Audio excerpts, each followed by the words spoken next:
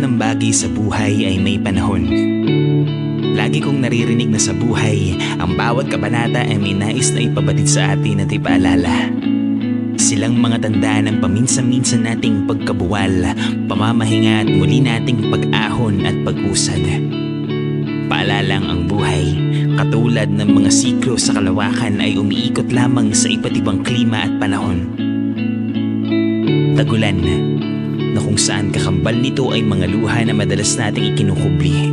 Mga luha at lungkot na itinatago natin sa likod ng ating pagngiti. Mga panahong pagpilit nating maging maayos buhat sa mga panahon ng ating pag-iisa. Pahintulutan ang